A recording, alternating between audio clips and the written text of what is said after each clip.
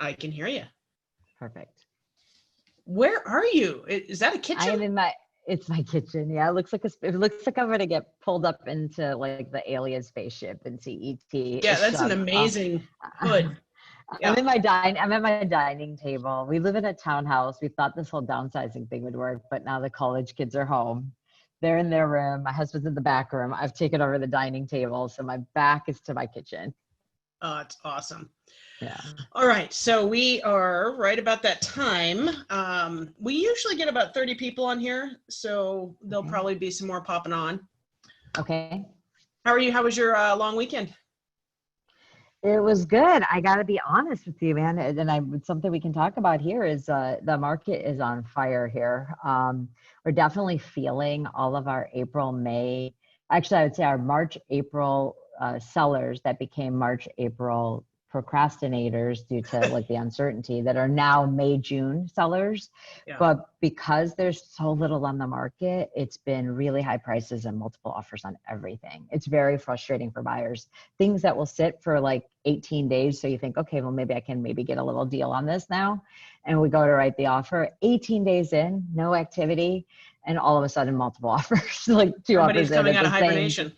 Yeah. And we're joking, like there's just no houses. So then I use this sort of cheese and mice analogy, which is if there's no cheese, when cheese comes on, the mice are just chomping at it and you barely notice it coming on and off. So it's been really crazy and it's not for the faint of heart.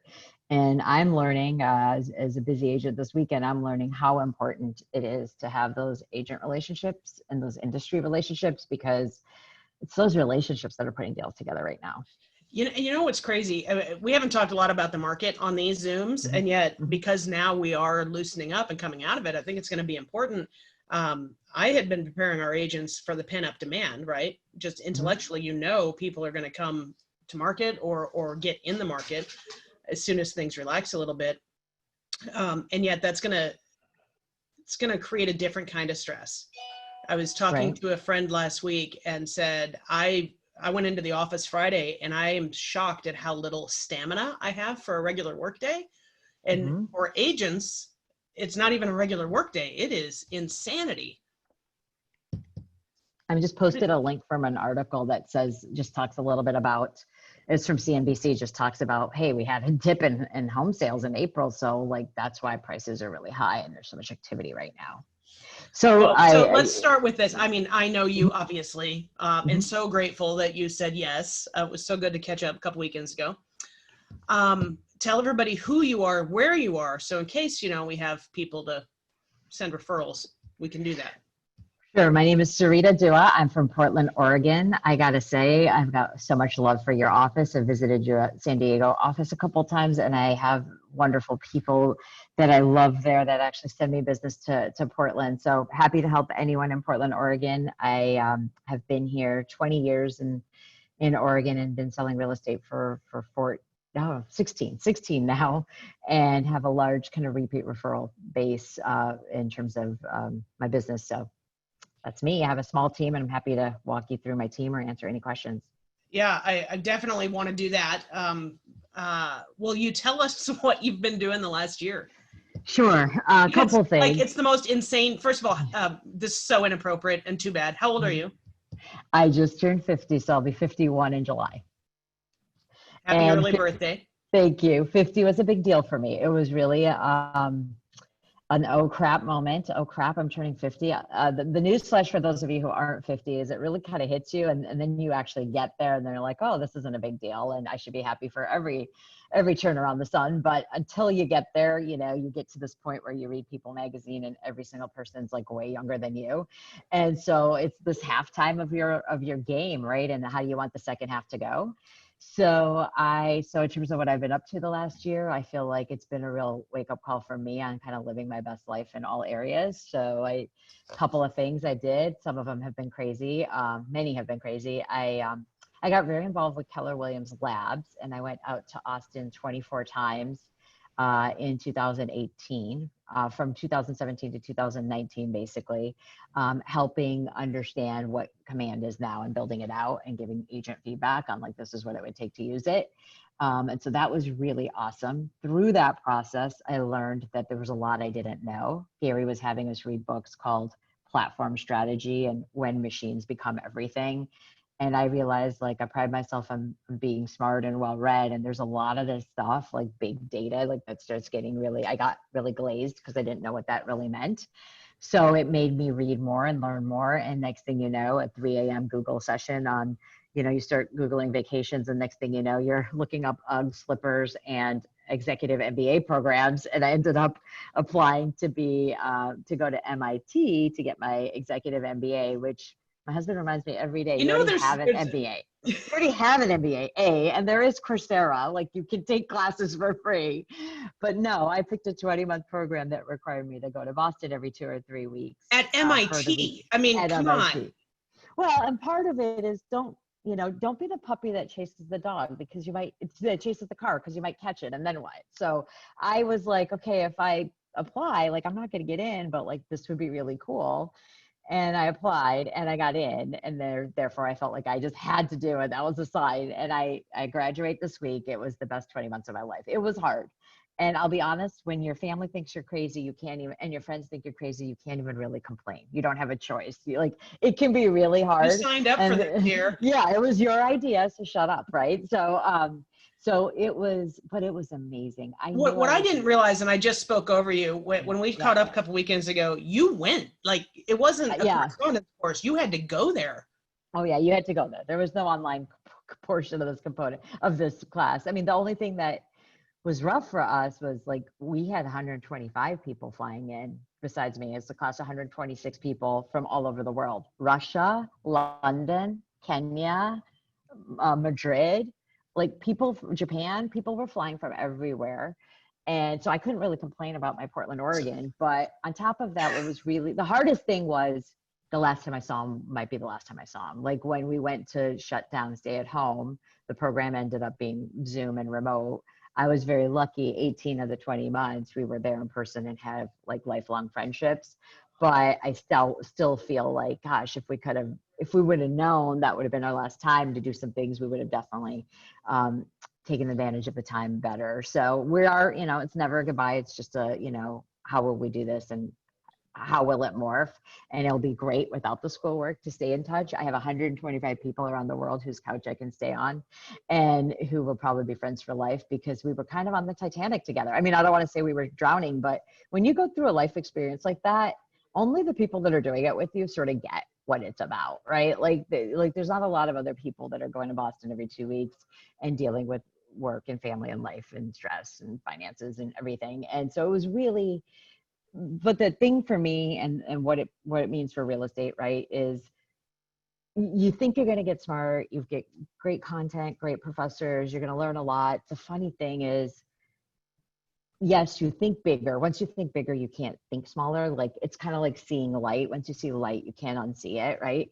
But it's the people. Like you know that, but you forget that it's always the people. So like the relationships with the faculty, the relationships with the staff, the friends I've made, that's what made that program so special. And that's what makes this industry so special, right? It is all about the people and how we're connected and how we support each other and how we collaborate and being authentic. So back to this little, soliloquy I'm giving you is like turning 50, going to MIT. And then I realized like I had everything under control, but my health, well, I thought I had everything under control, but my health was one that always was like the ball that was on the ground when I was juggling, right? It was like, I'm going to eat a salad today. Starting Monday, I'm going to be good. And then next thing you know, it's 3:00 and you're waiting for a contractor and you go to Taco Bell and you don't even remember eating the burrito because you like scarfed it because you were starving and the salad you didn't. Realtor diet. Yeah, didn't get eaten. So I was realizing, I mean, I hate to say it, but the highest production I've done is always the highest weight I've had. Like if I did great in business, I let other things go. And I even had like really serious anxiety issues, like where it's like I would go to the gym really early when I would go, because like how can I live without my phone for an hour? Like that's how bad I was. I'm getting better, but and I just finally said, you know what? You look in the mirror and you're like, it's a bunch of excuses. This stops, this starts and stops right here. And so right when I started the program, I went on this like, I am done. I'm not, I can't do this whole, how do I lose 100 pounds in like a week, because this is, I have to go to a wedding or whatever. Like I have to like do something that's sustainable. And so I found a model and system that worked for me, which involved eating differently and having lower carbs. But the bigger thing is, and it's so funny, fear motivates a lot of people. I didn't even do it to like actually lose weight. I did it to not gain because I knew, like, when I traveled to Boston, my idea of a perfect meal when you travel, because let's be honest, they don't feed you on planes anymore, is like a bag of Doritos, a Diet Coke, maybe M&Ms, right? Like you just grab something and you go, and that's how you eat. And so what I wanted was a model that I could follow that had, this stuff is green and this stuff is red and you can't have that. And not like you can have M&Ms, just have 17 and write them down. Like that wasn't going to work for me. That doesn't say that doesn't work for other people. I wanted some structure because this was a program that every 2 hours put out a buffet with gummy bears and Reese's peanut butter cups and mozzarella sticks and spring rolls, like stuff like. Most of the kids were kids, right? No, the average age was 41, but I asked them, I'm like, guys, you're so smart. Why are you giving us Swedish fish? And they said, guys, you don't realize it's 3 a.m. in Japan and it's 4 a.m. in Russia or whatever. So we do give you sugar because we need your brain to stay awake for all, like sitting in class for 8 hours. They are just trying to like keep you going. And I was raised in a family where if something's free, you bring a big, large handbag and you take 10 servings. Like that's how it works. So like this idea that it was paid for, free, it was prepaid for. And had some serious FOMO, and I'm like, okay, I just got to find a way to make this work where I could take control. And I ended up, I ended up losing quite a bit. I set a goal of 50 pounds by my 50th birthday, and I ended up losing like 78. And now obviously the idea is you lose it and you don't want to find it back. So like, how do we continue to make those lifestyle changes? But the theme for me right now has been, how do I live my best life in a way where there's always going to be a ball on the ground, but like rotate the balls on the ground so that it's not you, and it's whether it's work or family or health, like you find ways to balance it the best you can and be the best in all areas. So I'm curious because I've seen you in your slimmed down version. How do you show up differently? How do you feel? How's your energy compared to what it was? It's amazing. I am so energetic. I'm so confident. It's not about the skinny jeans, although it is kind of fun to be able to shop in regular departments. The funny thing really is most of our issues are our issues, right? The people who love me and know me, they didn't keep track of my weight. I think some of them, when I told them how much I lost, didn't even realize that I had that much to lose. So I mean, at the end of the day, all of our lenses about ourselves are really it's our stuff, not anyone else's. But what it meant for me was energy. I really, sure, like I said, like it's nice. Like my big thing wasn't like, I'm very lucky. I'm in a happy, loving relationship that like my husband has loved me at all different weights. And it wasn't one of those like lose weight or like I'm out of here kind of thing. But I will say this, I got sick of the family riding bikes on vacation and me getting a massage and meeting him back at the hotel. And the ability, I mean, they'll still ride way ahead of me, but the fact that I can be active with them, or if we're going on a hike, I can go. That for me, I had a lot of FOMO with my family. I have kids that are 18 and 20 that are active. I have a husband that works for Nike that is active. And they love me for what I am. Like, I mean, I could go take pictures and they could go kayaking, and, we will meet back up. But it's so fun to I just feel like, yeah, 50 became 30 for me. I feel a limitless energy, and it makes you just feel positive about anything that comes your way. You also just feel like, man, if I can do this, I can really kind of do anything. Like, I mean, anything is possible if you put your mind to it, right? Like, it's really hard when pizza's your favorite meal and you're having lower carb and your family's having pizza. But you just find your tricks, you find your substitutes, you find the things that work for you. And you also find how you feel when you are on track and doing the clean eating versus when you're not. Like, I just know I was lethargic, I was bloated. And so I just see the difference, and it was night and day for me. And since with Corona and being, trapped at home, did that get challenged, that diet? It did. I call it my COVID-19. I actually started a little Facebook group called our 66-day diet challenge with everyone working on their one thing. It's just sort of a little support group for ourselves. And, I'll admit the pantry's really close by. It's right behind me at that open door. And I tend to do better with structure. So in general, I always did better Monday through Friday than I did on the weekend. And now we have a 7-day weekend, right? So it took me a little bit. I went through 2 or 3 weeks of like, this is vacation because my kids are home and we're cooking. And then I just realized, nope, like anything, this is our life, right? Like what do I need to do? And so, yeah, did I go up a little bit? Just a little bit, but I actually feel like I have it under control and I'm really motivated. And also, all that exercise equipment that I bought that I never used, everything is getting used now. It's so funny how your life changes. It's like, oh, we have the treadmill. I can use it. I don't have excuses, right? So, yeah, it's been challenging. And I will say, I think, and this translates to the market too, I think for me with stay at home, there was this sort of 3 to 4 week deer in headlights phase where I was really in disbelief. Like, I was the idiot who said, like, they're not going to cancel the Olympics. They're not going to cancel basketball. And I was like, I'll be a monkey's uncle if they do this. And next thing you know, I'm eating crow, like right and left, because they really did, really, the world shut down. And I think that was just sort of surreal. Like, it was happening as we were in it, and we had to sort of adjust.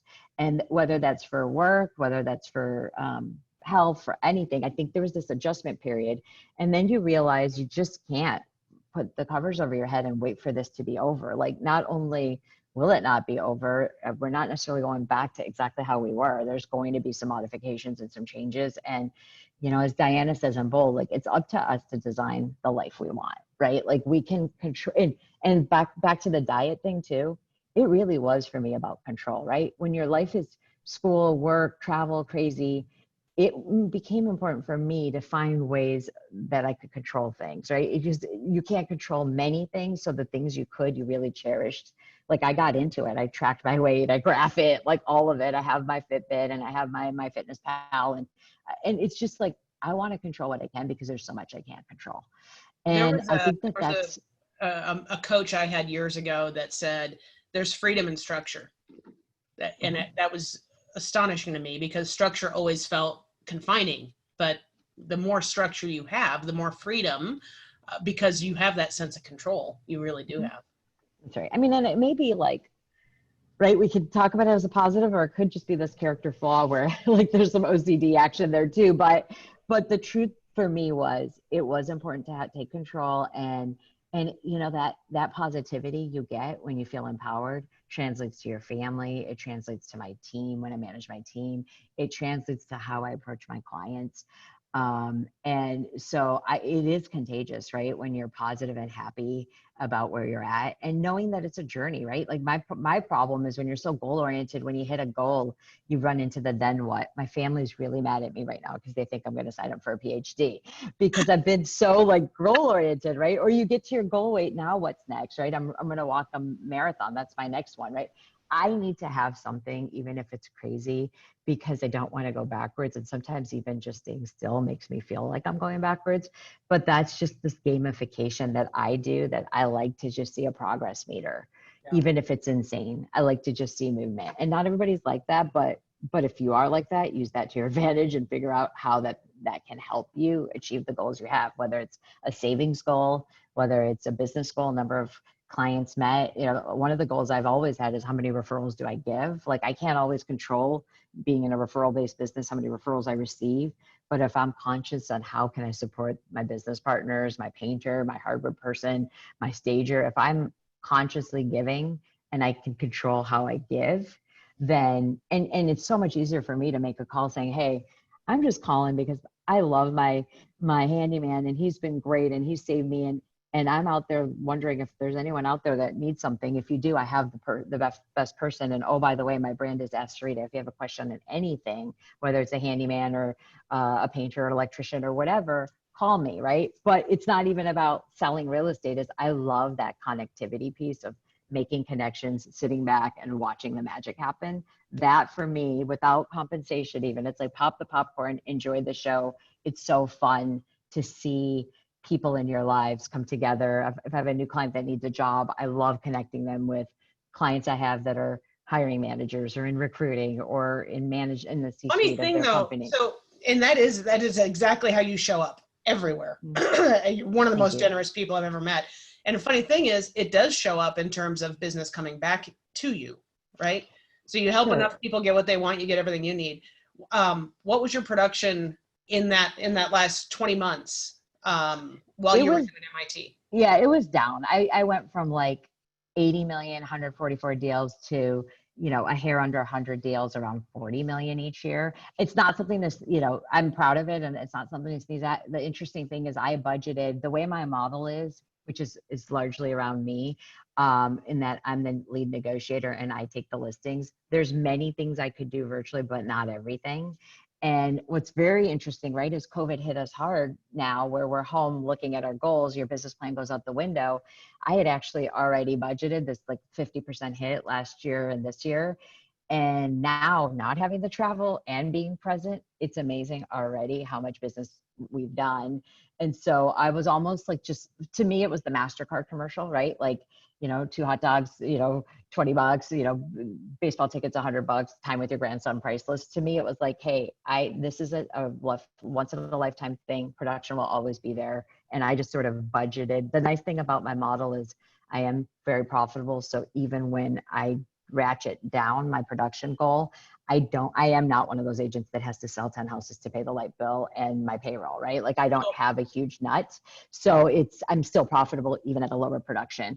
So was very mindful of my goals. Sarita, just pause for a second, because it's pretty astonishing. You go for a 20-month program, get your MBA at MIT, and still do almost 100 deals. Thank you. Yeah. And give yourself a little bit of credit there, because that's pretty astonishing. Thank you. I appreciate it. And it's because I have a great team. And you're right. You're right in the sense that it takes a little bit of crazy to have like maybe the capacity ceiling to just sort of be able to do it all and try not to drop the ball. And I think sometimes my issue is I'm a bit of a workaholic and I love what I do. And I find ways to do it, like no matter where I am. But on the other side of it is it's, the cool thing about being in this business is you get to take the bucket, put it in the water, pull it up and see where the holes are. It's one thing to say, hey, I have this team and we're going to all do this. But then I'm like there all the time, being that if you're a trapeze artist and I'm the net and you're going to fall, like I'll always catch you.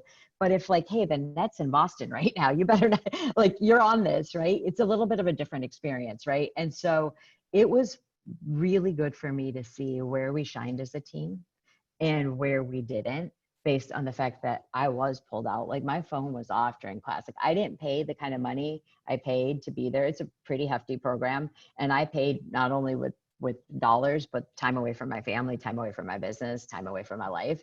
So like I haven't read a book or watched a show like this. I just started this week because we graduate this week. But so there was things I chose not to do because this was really important to me. So when you do that and you realize like, wow, the communication with my buyer's agent's amazing. Wow, we have some flaws with our listing intake because when I'm not there, things are falling through the cracks. We can improve the process. I'm never one of those people that beats anyone up, including myself, when things go wrong. I get bummed, but I also realize like it's just an opportunity to learn and to fine tune. Yep. And so our biggest mistake, honestly, is repeated mistakes. If we make a mistake and we keep making the mistake, that's a problem. Like don't beat your head on the wall, get a bruise and keep doing it. Like, let's like tweak and iterate and learn. And so I actually reward my team. Like I want them to go for buyer consults and not sign the buyer. I want to go for a listing. Like I get a little thrill when I go for a listing and I don't get it. It just means, honestly, I'm swinging at the curveballs. If I get every single one, I'm playing it really safe, right? So finding those opportunities. So that's one thing that did It was an opportunity for me, is although the production overall was down, we really got better operationally. We could go long periods of time without talking and really tightened up our handoff processes, how we use Slack, when to text, how to reach Well, each other. so tell us kind of what is the structure. It's been a while since I've checked in on the structure. Yep, I did this class for you guys last year, so some of you, it might be a repeat, but it's a showing agent model that's sort of built around me. So it's not one of those like we're a team that's like a company. In fact, I'm really a solo agent with a lot of support is how I look at it. I have 3 buyers agents that are my inventory specialists. They do 5 things. They do the contact, they cultivate, they do the consult, and they set expectations during the consult that we're going to find you the house. Sarita's going to negotiate for you. She's our lead negotiator. They show houses, they find the house, and then they transfer to me, and I actually write the offer and do everything contract to close. On the listing side, I take listings. I have a really strong listing manager that does everything behind the scenes. And I just essentially just like give him like sort of, I vomit in email like exactly the terms of what our listing is, and then like he makes everything happen on the back end. So by him doing what he does, I can be in front of clients more. But you can see a little theme in me, which is I love the deal. Like to me, winning like in an offer situation and or like winning a listing, listening, crafting the message and meeting the client's needs, while ideally meeting everyone's needs, that's like where I shine. And so I stayed, the way I look at it is, it wasn't that I was too good to show houses. It wasn't that I was above paperwork. It was, where's everyone's straight zone? My straight zone is really connecting with people and even leveraging the relationships I have. So with buyers, we had it really smooth. Like I can do anything from anywhere, because I'm not the person really showing the houses. With listings, it's become a little bit challenging. If they want to list a house this weekend, I'm in Boston and I need to see them, it was harder. Thank you, COVID. We got really great now at how to do our virtual listing. And I've actually had more listing appointments than I can count now, because it's like, hey, I don't want to get you sick. I don't want to get sick. Let's do a quick 20-minute Zoom consult. Let me set expectations. You're going to want to know 3 things. How much are we going to get? You know, like what were we listed for? What are we going to get? How much do you charge? And what do I need to do? The first 2 are dollars, and those are really important. But I hate to tell you, the third one's probably the most important thing, which is what you need to do.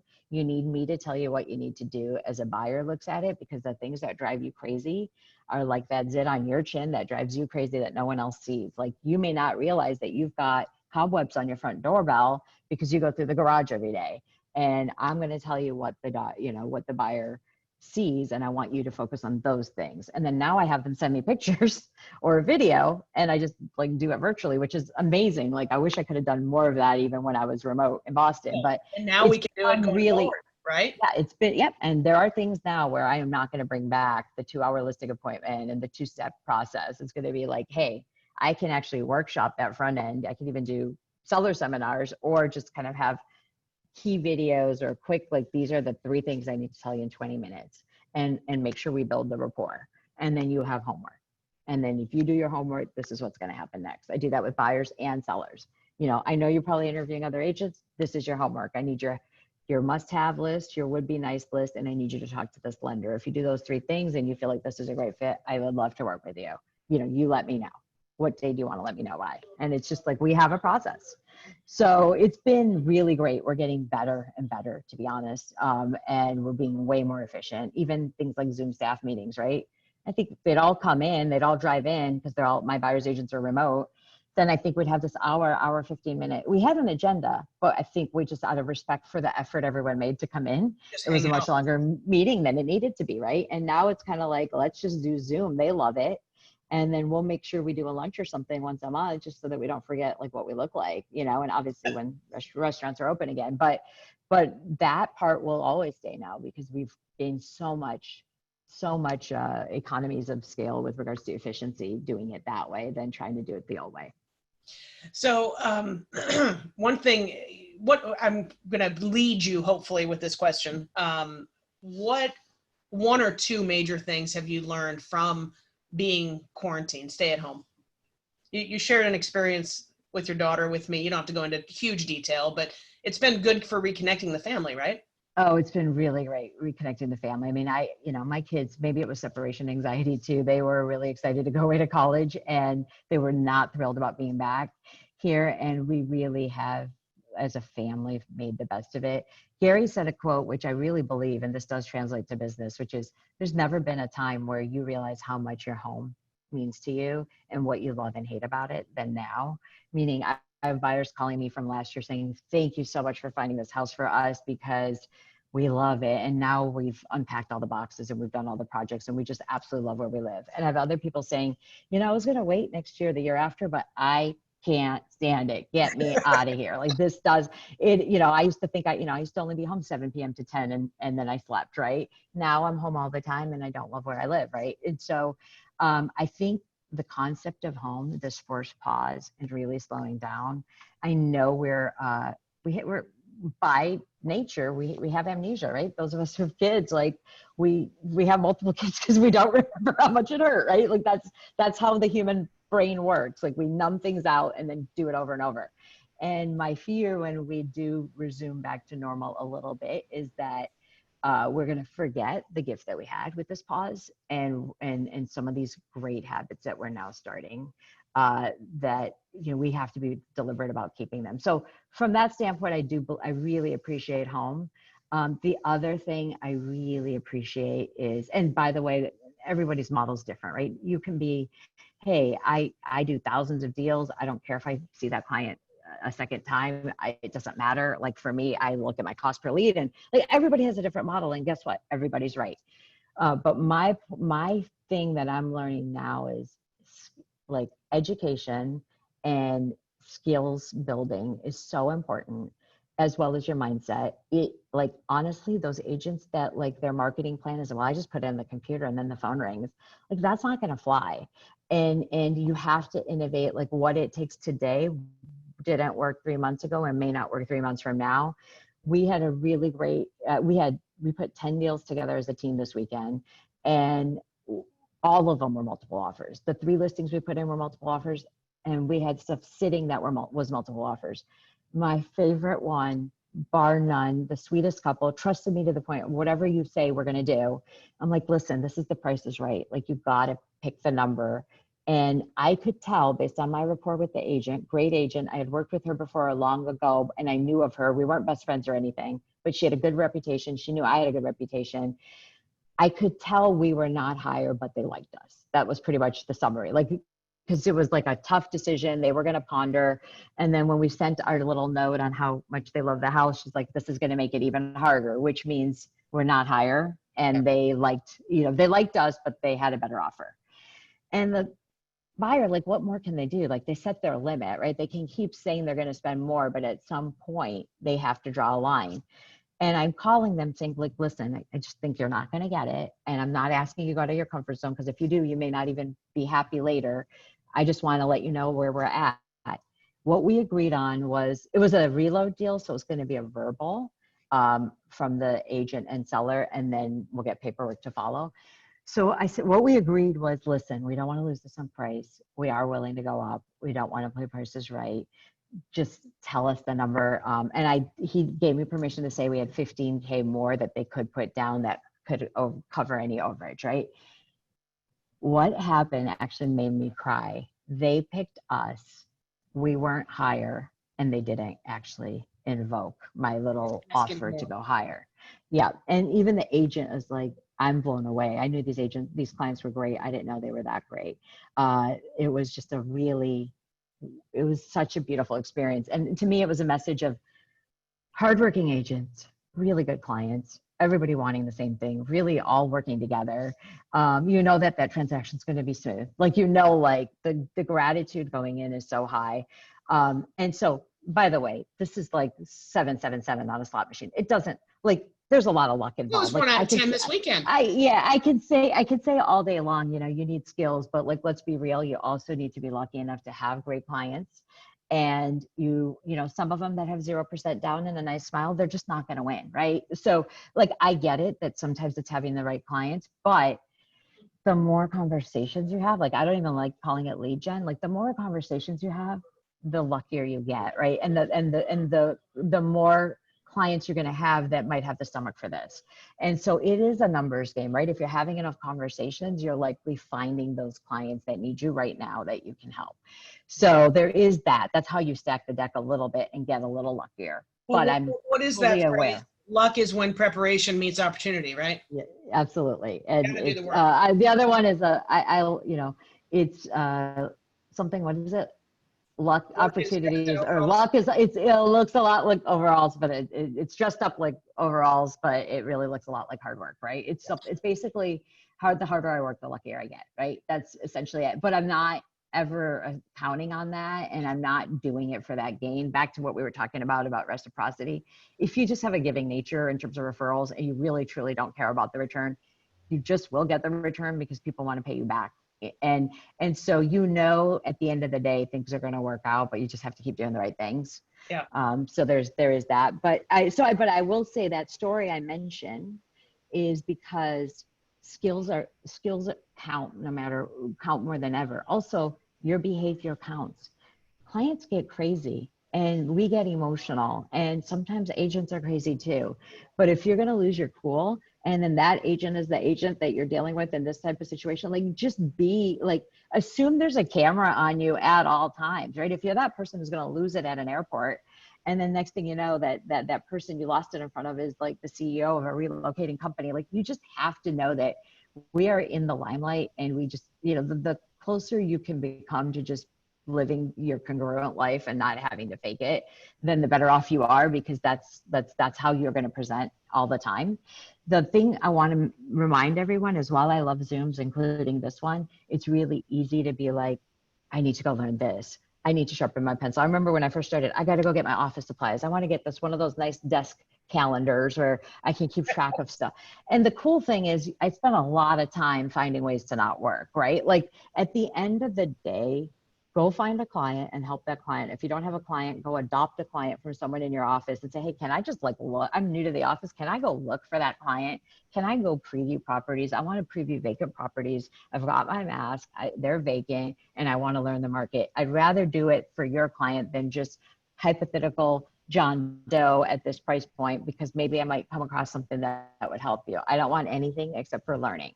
And if you just put yourself out there, that's how we learn, versus having perfect. And I think people are in this sort of Zoom overwhelm, and they sign up for everything and they listen to all this content, but then they're like, when's the last time you actually called your clients and checked on them? When's the last time you called all your sellers and checked on them? When's the last time you circle prospected around your neighbors and just say like, hey, we sold this last year, man, what a difference a year makes.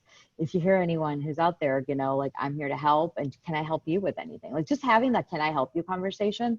A lot of people don't have that conversation with their own clients because they're afraid of the action items.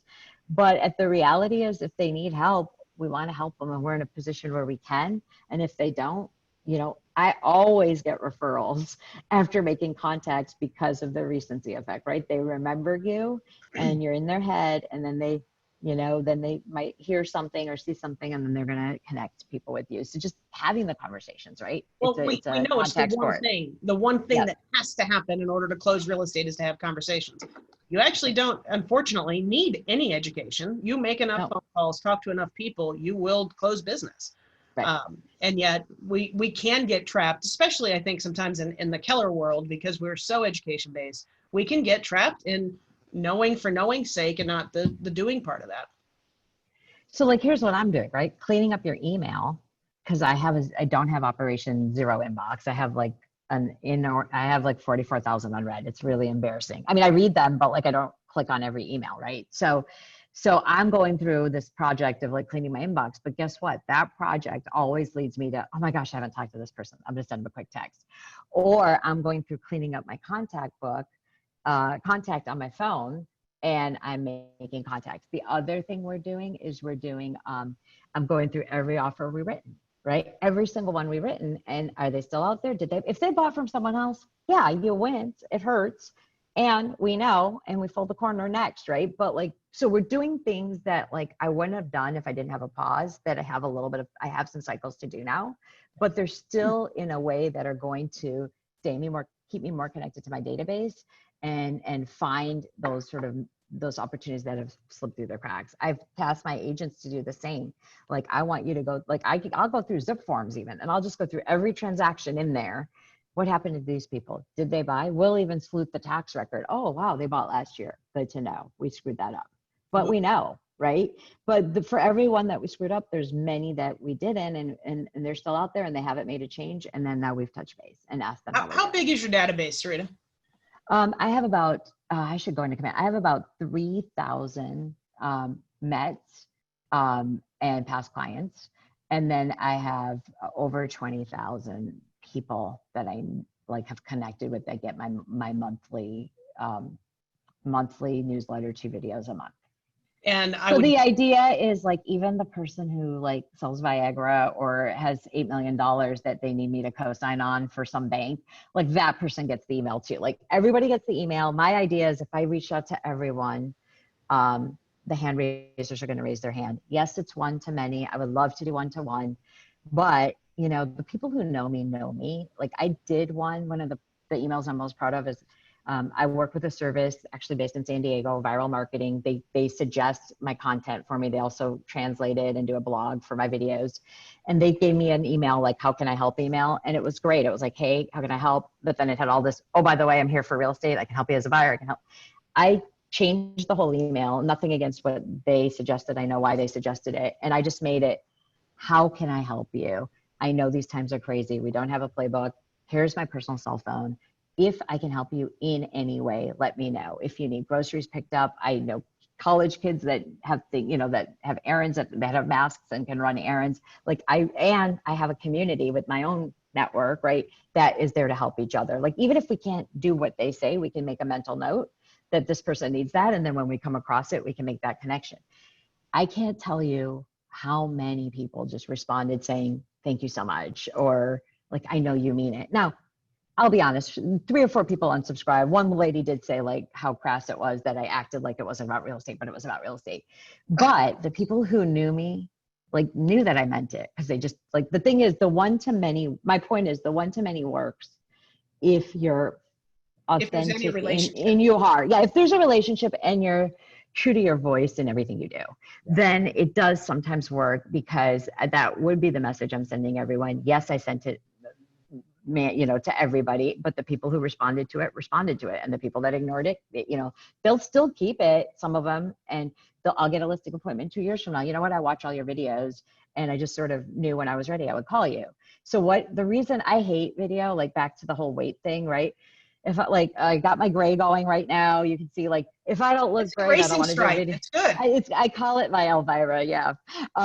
So the truth is, the minute you turn it around, it's not about us, right? It's not about if you're having a fat day or skinny day. It's not about if you look good. It's not about if you have your hair blown out or not. It's about, they need information. Every time I do a video, it's usually around a question I've gotten, and I want to answer that question. If they've asked a question, we didn't do a good job. We didn't predict it. It wasn't evident. We should have said it more. It should have been findable. So if they asked a question, that's our opportunity to reinforce that point. So when we do education that way, the minute in my head I got over, it's not about me and how I look and if I'm having a good hair day, it's, they need this information. I owe them this information. I just flipped my switch and said, I got to do this because it's a service. Like, we need them to know that we've heard them and this is information they need. So flip it around and make it about them. And so that's why I do those videos. But the cool thing about video is, once you get over, like, how you look and how you sound, you realize you're actually building a relationship with them. Like, they actually feel like they know you, to the point where they'll come up to you at Fred Meyer, our grocery store, and I'm like, I don't even know who this person is, but they feel like they know me. I mean, it helps that I have a name called, like, Sarita, and there's only one in Portland, and that's in real estate. But it's, you are building that relationship in whatever medium works for you, right? And that's why even an authentic text. You shift a gear a little bit, because you just reminded me of something else. Last year, Mega Camp, you just told me this story, right? Mm-hmm. And I was kind of cracking up in my head right now. You had already lost a lot of the weight, and your girlfriends did a makeover for you, right? Yeah. Mm-hmm. Which had to be really fun. It was traumatic. It was traumatic. I got busted. They're like, what are you doing Monday? So I thought like they needed help. Oh, I'll be there. I get there Sunday night. They're like, great. Meet us at Nordstrom at 10 on Monday. And they kidnapped me. We did a makeover. They helped me buy new clothes because I'm a big fan of the baggy hoodie, no matter what I weigh. And then I didn't know I had an interview with Gary. I thought it was on a panel because So let me pause because you know the story. For those of you who don't know and who weren't at Mega Camp, Gary had Sarita one-on-one on the big stage.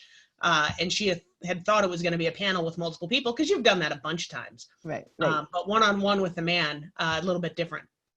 Yeah, and I'm going to guess because of the confidence that's come, that's why you showed up the way you did. It was one of my highlights of my career. I feel like back to the 777 on the slot machine and luck, like I feel like I was in flow for whatever reason. And maybe it was the confidence. It could have also, like, Gary can be intimidating, I'll be honest, but I feel like I got to know him. And I like culturally, I don't talk back to elders and stuff. I sassed him on stage. Like he said something and I started answering and he said, what do you do? Like I started answering even though he said like, what are you saying? And I'm like, and I kept going thinking he was kidding. And he's like, I told, like he basically he didn't said give like, you wait, permission. You basically he didn't give me permission to talk. And so then I stopped and he's like, what are you doing? I go, well, I'm waiting for you to give me permission to say this because you're going to want to hear it. And like, I would have never said that to him. So I was feeling very confident in myself, but I was also just like, sometimes the gods are kind. It just really flowed. It was one of those interviews where we just played off each other. It was like having coffee with a friend and there was 10,000 people there, but I didn't know it. Like we were just like riffing off each other, which was really cool. If you guys get a chance, watch it. I'd love to hear what you think. It's on KW Connect. It's like a 13-minute video, but it was really on the same topic, right? Living your best life, kind of taking control between education and weight loss. And then I was able to actually get a pretty big gig. I am now the exclusive listing broker for the Ritz-Carlton that's coming to town. And that is 138 units in downtown, and it's our first hotel condo. And you got that specifically because of the MIT relationships, right? I feel like it was my confidence and the ability to look at things differently. I interviewed for that in a way that, like, again, I figured I have nothing to lose. I'm going to learn what these people want, but I'm also going to do my homework and share with them what I think they need. And I did intense buyer profiling on who I think our demographic is, what they wear, what they drive, what watch they have, where they live, how they spend their money. And so I put a lot of, like, MIT is all about models and like frameworks and systems. So I put a lot into just like, if nothing else, I'm just going to get smart about this, right? I also know the broker community and I know the competition. And it was interesting when I got that, I actually pointed out the elephant in the room. I said, it's a lot cheaper for you guys if you just hire a couple of salespeople that report into you versus hiring a broker and paying me commission to sell that's not affiliate, that I don't work for you, right? I'm an independent broker. And they're like, yeah, but they actually played back exactly what I said. They're like, we want someone who understands our buyers and understands the broker community. And so it was interesting for me to like assume a criteria, build a whole presentation around it, and whether I was right or wrong, learn from it and present it. So I approached it very differently, and I do credit. It wasn't as much MIT, like we didn't have a class on how to, how to apply for a luxury development. It was really about thinking differently and doing your homework and knowing what my objectives were and what I was hoping to come out of that meeting with, and not even expecting to go as far as I did and then getting it. So you'll be the exclusive listing agent for those. Yeah, 138 units. They start at 1.7 and they go to 3.4, and the penthouses are 6 and 7 million. We're taking reservations now. It's out Q1 2023. I've got 5 or 6 reservations already, and we're still 3 years out and we have a hole in the ground. But I have an office space now right on site, and my goal in the next by the end of the year is having the right team for my resale business and the Ritz team, right? I was actually hoping to ramp up this summer, but with COVID and with everyone home, I'm taking the time to be really deliberate on that staffing model and have that in place by the end of the year when they're redoing the whole sales gallery too, to reflect our finishes, and that'll all be done by the end of the year. So it'll be the perfect time to bring, essentially have a 2-team structure, a Ritz team and a resale team.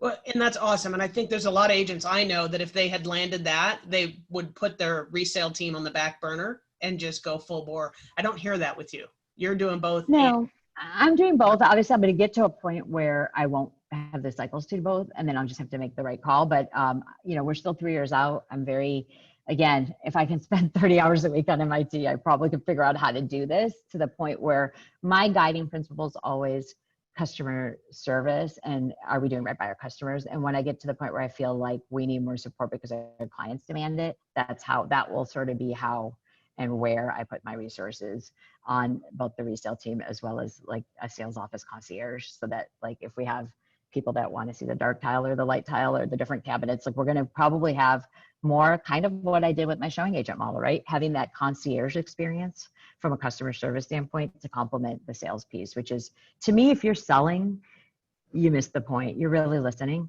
and advising and finding the match the whole time. I'm always trying to break things, because if I have a commitment with them and a buyer broker agreement, they're going to buy something with me. So let's break everything and make sure that they know going in what all the weaknesses are for everything.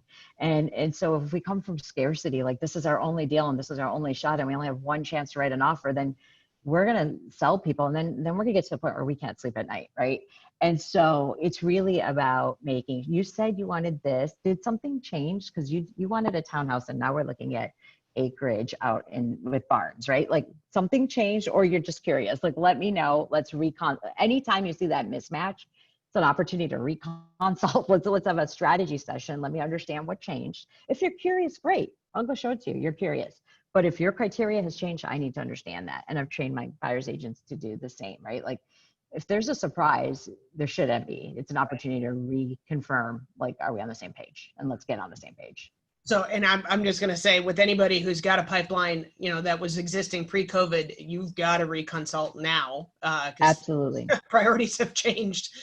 And don't assume anything, right? There's people that are actually on the verge of getting laid off. They might be, let's say, in the hotel industry. Ironically, those people want to buy more, because if they can buy now with today's rates, they're set. And to be honest, their mortgage is likely lower than their rent. Yep. But if they can't, they're out for a couple of years, 2 or 3 years, and this market's going to continue to price them out then.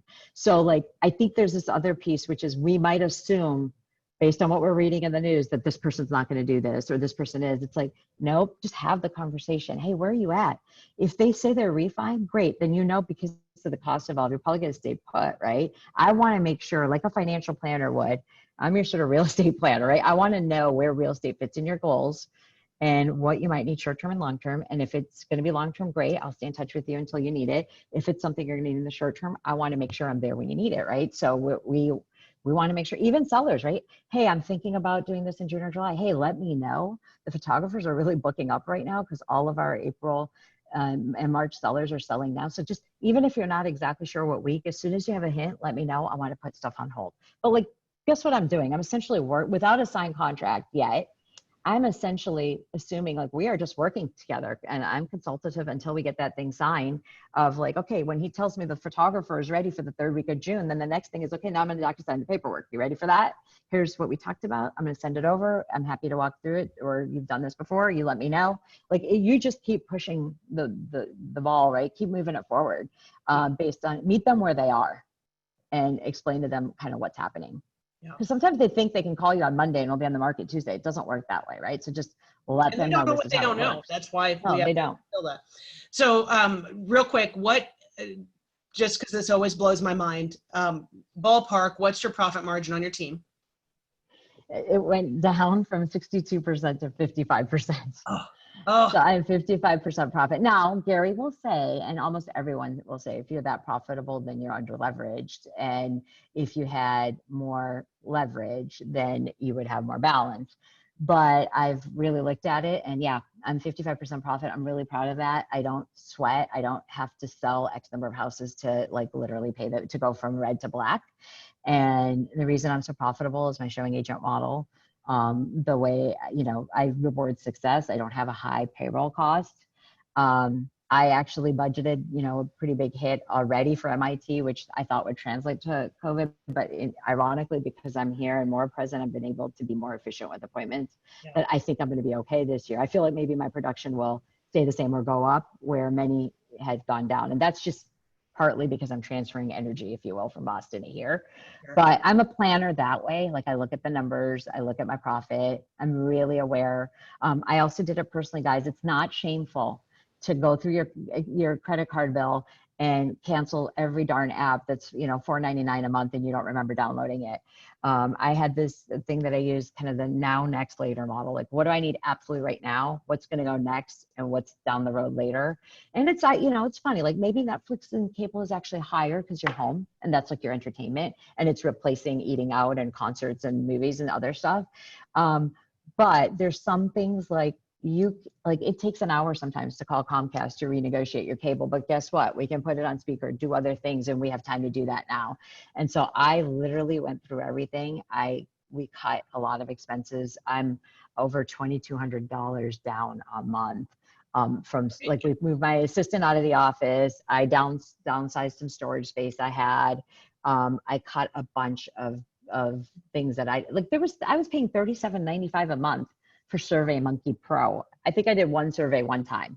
And I didn't realize, and by the way, yes, you know, you might think, well, wow, she must be loaded if she doesn't notice $38 a month.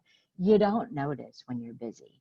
And you then prioritize the time it takes to correct versus the actual thing. Like I didn't know. It's not that I knew about it and didn't do it. I didn't know until I looked. And then when I looked, I got rid of it. We all have them. It's because it's just so easy. So and it doesn't matter if it's $2,000 or if it's $18 a month, just be aware. Here's the thing. If you can't overcut on the personal side, if you cut something, you can always become a new cable subscriber and get probably a better deal. So whatever you cut, you can add. On the business side is where it's a little tricky. They're not all expenses. Some of them are investments. So if you're cutting an investment, you may be hurting yourself. I know a lot of people that cut their team because like, oh, like the world is you know, ending. Well, guess what? If they're putting 10 deals together on a weekend and they don't have the A team, they wouldn't have been able to do it. So I would say find ways to repurpose your team members. I've got my listing coordinator learning a lot more about marketing, and I've got, you know, other people pitching in, and I'm like, look, I know it's not your job description. I'm not going to do a layoff, but I'm asking everyone to be versatile, and I'm very aware that everyone's doing what they're doing. And now we're busier than ever. So like, this too shall pass, but be smart about it. Cutting people are an investment. Coaching is an investment. And so there's some things in your life that you can pay for with the other cuts. But just don't cut to the bone, because then it's hard to make up.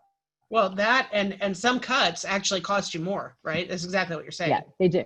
They do. And like, because then you can't ramp people up. I mean, most people keep bad talent because they don't want to go hire and train, right? Like that's the actual pain of hiring and training and finding the right person is challenging. So like, find ways to, maybe they're on the right bus, but just in the wrong seat.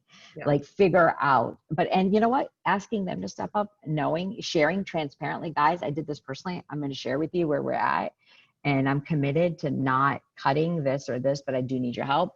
Have those conversations. They respect you more when you share it versus like hiding it and then just seeing the closings and assuming you're rolling in it, right? Like, be honest with them on like what's costing you and what you're willing to keep, even though you're not seeing the return right now because you're banking on it to change, and you know, and what your triggers are. If this keeps going at 3 months and this hasn't changed, then I'm going to cut it. Like, make sure you give yourself some business rules that you're going to follow, as opposed to just, and set that expectation, right?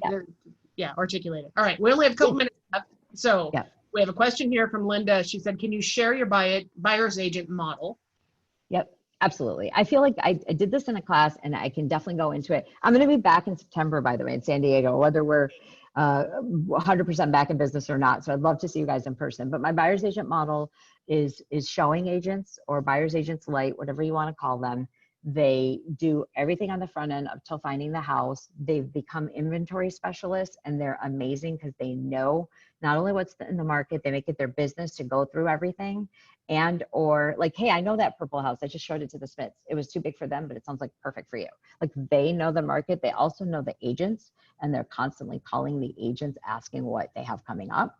So my buyer's agent model is essentially, I pay them a lower split because their job ends when they find the house and transfer it to me, and I write the offer and do all the negotiations and What's the everything split, contract to Sarita? close. It's 25%. I get really caught up when people say splits. It's one of my least favorite words. Our market average is 460, Portland Metro. My personal average is 600. I make about 13.5 average commission per deal. So they make 37.50, whether they show one house or 73.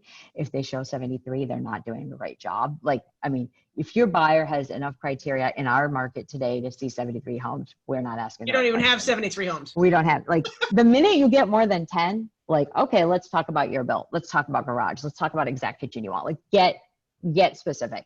I get it if they're coming from California or Texas or something and they don't know areas, you might have to show a little more in each area. Even then, I'll show vacants in their price range. I'll teach my buyers agents to show vacants just to get them in the right area. Then we zoom in.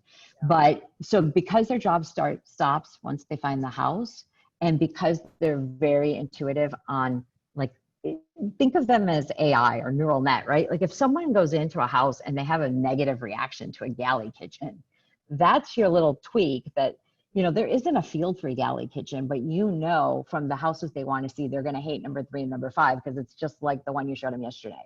Yeah. And then tell them, listen, I can still show you 5 houses. I'm telling you, I'm happy to show you these 5, but these 2 have that kitchen you hated. Do you still want to see them, or should we replace them with 2 more? And oh, by the way, go look at the flyer, go drive by.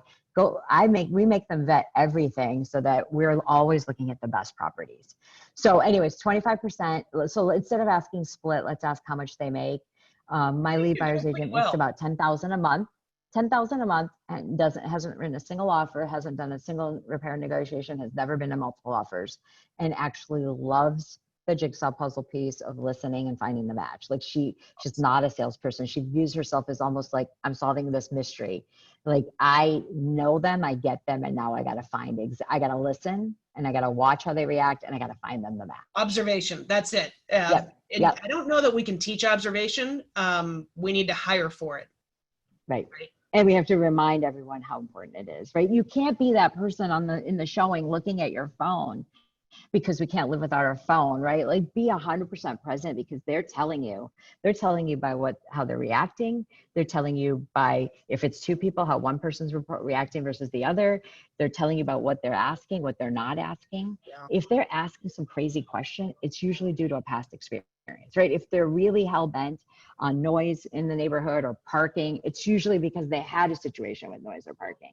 So understand that, and, you know, figure out if they had a different agent experience, what didn't they like about that agent? Like, why are you here? Like, just tell me. I don't want to repeat that, right? I'm not trying to make fun of anyone or throw any shade, but if there's something that happened that you didn't appreciate, I would love to know that, so I don't, you know, do it, right? So just being willing to ask. Now we have questions coming in.